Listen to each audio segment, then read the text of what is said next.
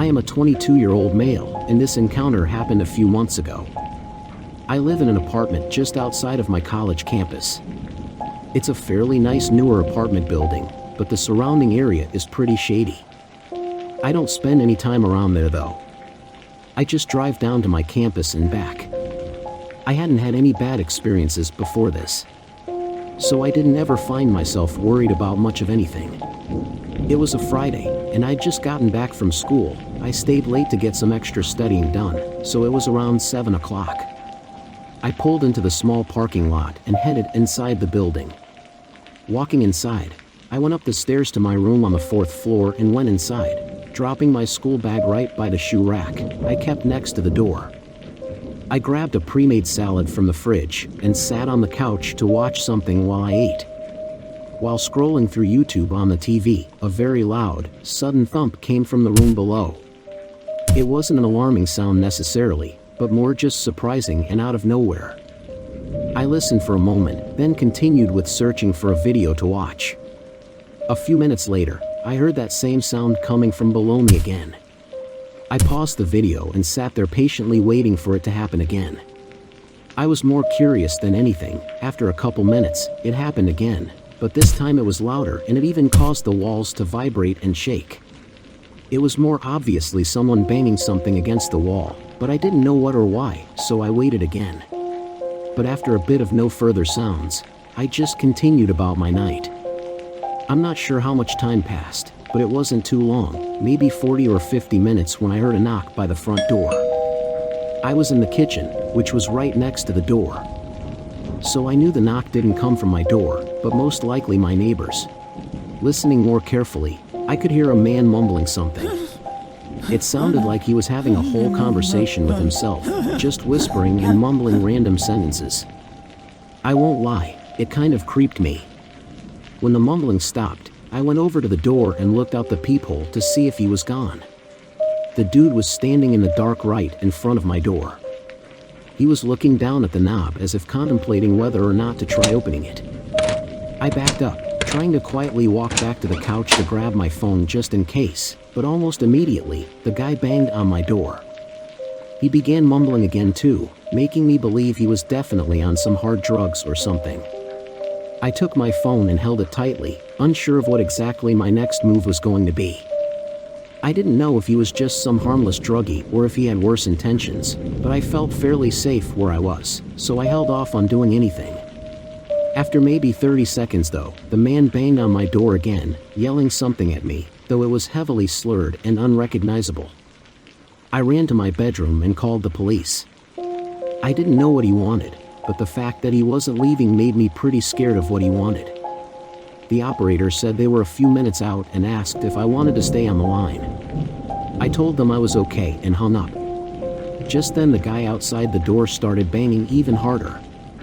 He was definitely hitting the door with something, as it was too powerful of hits for it just to be his hands. It sounded more like he was trying to break the door down at this point. I grabbed a baseball bat from the corner of my room and prepared to hold my ground as the man continued with his efforts. This went on a while until I saw the reflection of flashing blue lights outside the window. A minute later, an officer called out something in the stairway, making the man by the door stop. I heard them take the guy down, and I opened the front door to talk to the police. There were huge dents and cracks on the front, clearly having been smashed with some sort of hammer or even a crowbar. But what I found out next was extremely tragic and awful. The room below mine had a young lady living in it who was found unconscious due to heavy blows to the head. Unfortunately, she wasn't able to recover and passed away at the hospital. Her front door was wide open, with no signs of damage. So it's likely she answered the door, unknowing of who was there. After beating the lady, he smashed several holes in the walls of her apartment using a large hammer that they found him holding while arresting him. The guy was heavily under the influence of drugs and alcohol, and apparently told the officers that he was looking for a stash hidden in the walls. There were no signs of anything being hidden in any of the rooms after being searched, so the guy likely just made it up in his head, while drugged up. What's terrifying is that he was really close to doing the same thing to me, as he did to the lady below me. I feel really bad for her though, probably just being nice and opening the door, no idea that her fate was behind it.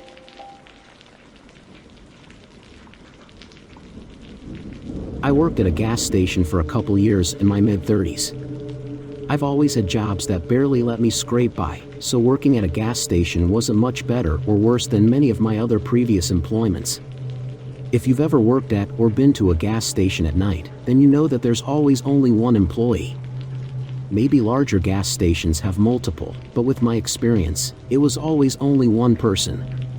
There was never anything to do, so you really only needed a single person, but it definitely made it eerie sometimes while being there alone. I'd stand and look out the window by the counter, seeing only the dim lights by the pumps with a field of darkness behind them.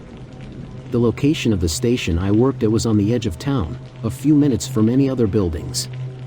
We get a lot of traffic from truck drivers and cars that would travel between the cities, which was very common for work in the area. When this happened to me though, it was the beginning of spring and had been raining quite a lot. What's great about when it rains is that most people choose to pay with a card instead of cash, meaning far less people would actually enter the store. It was raining heavily this night and very few cars were even coming up to fill their tanks.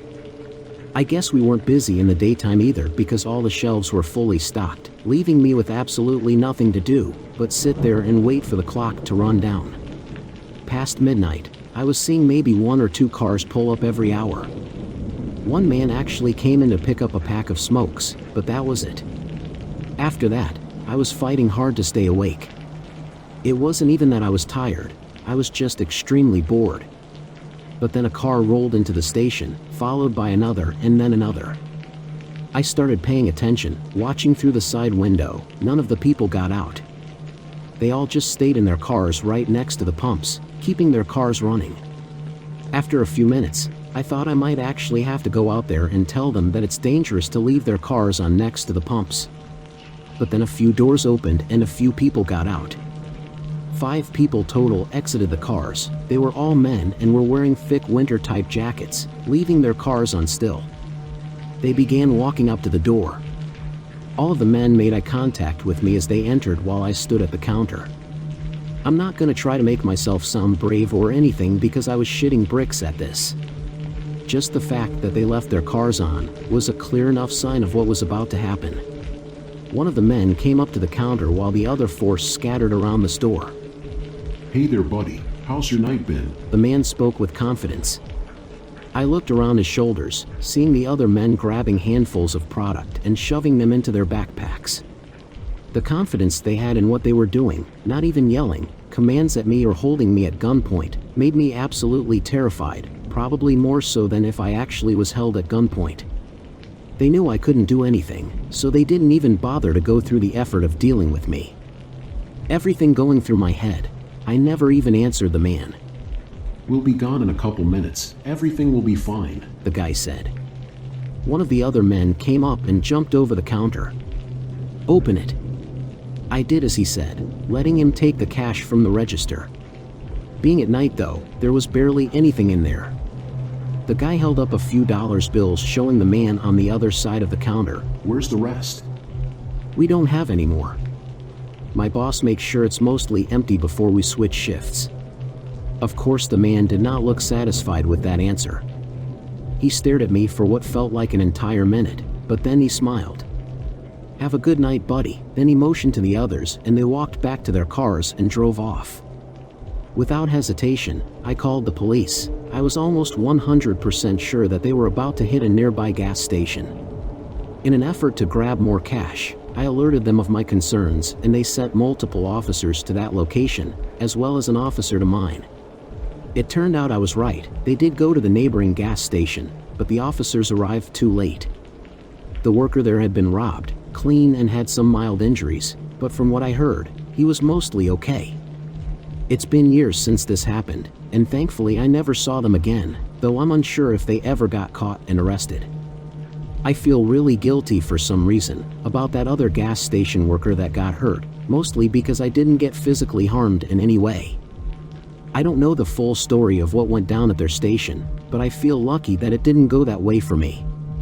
Maybe the worker tried to fight back or maybe he didn't, I don't know.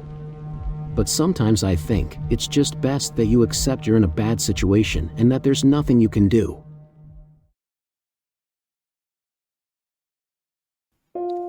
I had just gotten back from vacation with a few of my friends that I have known since high school. Most of us live far away from each other, so meeting up once a year is how we stay connected. Anyway, I had been gone for a week and was a bit exhausted and looking forward to just resting at home for the weekend before I had to go back to work. When I got inside, I didn't even bother to unpack anything. I walked over to the kitchen and got a couple snacks to substitute for my dinner, then turned off the lights and laid down on the couch. I didn't bother with the TV either. I planned on just eating and scrolling on my phone, then falling asleep. After a while, my eyes got heavy and I put my phone down on the coffee table and closed my eyes. It was late, though I don't recall ever looking at the exact time before I fell asleep. Sometime later in the night, though, I woke up. It didn't seem to be for any reason, as I didn't hear anything, but my eyes shot open and my head was in alert mode. It was a strange feeling, like something had to have woken me up to make me feel like this. I sat up and rubbed my eyes, then grabbed my phone and got up to go to bed, figuring maybe my brain felt weird about me sleeping in the living room. Walking over to the stairs, I saw the back porch light was still on. This wasn't shocking, as I have left it on while I went on vacation in hopes to mislead any possible robbers, as it would look like someone was home. As I flicked the light off, though, my eyes shifted to the back door. It was unlocked. I immediately got a bad feeling in my gut, staring at the door.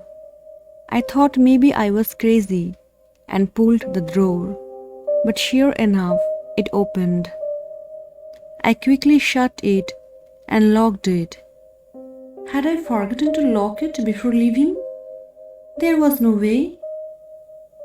I checked every door and window multiple times before leaving.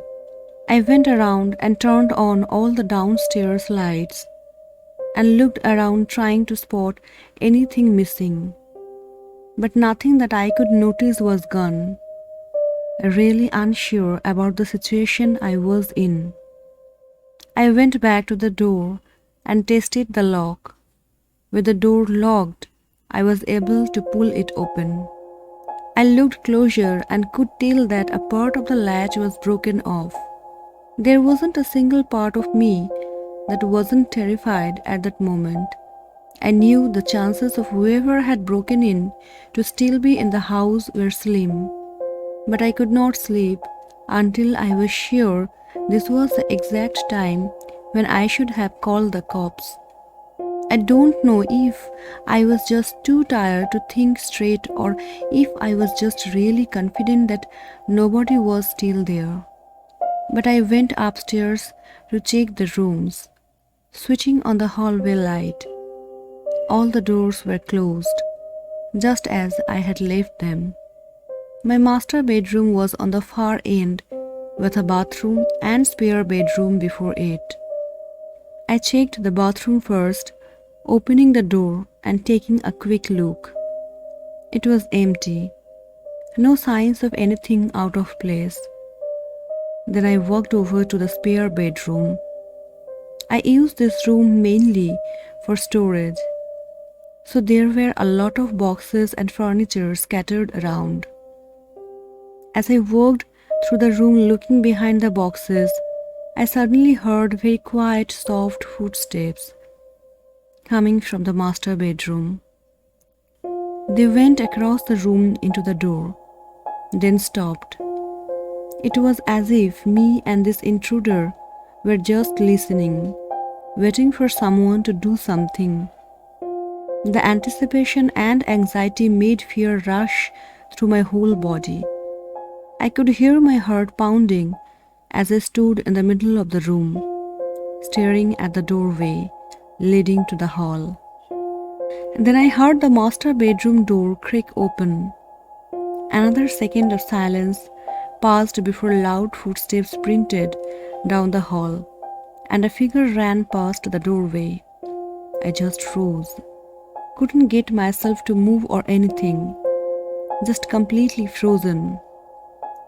Listening to my heart beating rapidly as the footsteps ran through the house and out the back door. Still in a state of shock, I pulled my phone out and called the police. This was one of those home break cases that likely had a much more horrifying plot than just a simple robbery. Whoever it was didn't take anything. Police found no signs of someone having stayed there for long either. So they had to have broken in earlier that day. Whoever the intruder was somehow knew I was coming back that day and tried to break in discreetly so that I wouldn't notice when I got home. Then they went upstairs and hid in my bedroom all night, waiting for me to come in without expecting anything. And who knows what they planned to do if I walked through that door.